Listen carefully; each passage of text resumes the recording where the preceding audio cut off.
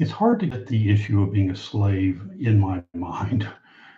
Um, in the Greek-speaking world, back in the first century AD, there was a big difference between free people and slaves. Each represented a very familiar legal status. They had all the social and cultural baggage that implied. It was, in fact, very common. There were free people and there were slaves. But this is hard for us to really grapple with in this day and age because we fought a war to end slavery. But as detestable as it sounds, I'm going to be a slave. So I can choose to be a slave to sin and the religious, legalistic culture that comes with that, or I can be a slave to Jesus. So I am going to be owned, and Jesus is clear on this. I get to choose.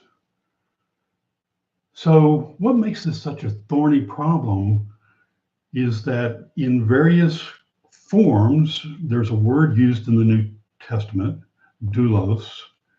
It's very prominent in Matthew and Luke and Revelation, includes every common reference we see translated as servant.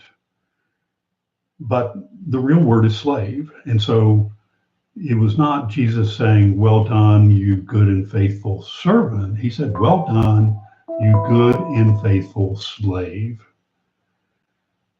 So in Romans, Paul says, having been freed from sin now, I'm enslaved to God. And so I derive my benefit, I get my sanctification. The outcome of eternal life is based on the fact that I'm a slave. Jesus said, you can't be slave to two masters. Either you're going to hate one and love the other, or you're going to be devoted to one and despise the other. You really can't be a slave to God and wealth at the same time. Paul said, I'm a slave to the Messiah, Jesus.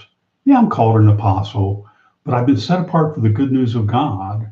That's Romans 1:1. In Colossians, Paul again says, it is the Master, Jesus, the Messiah, whom you're a slave to.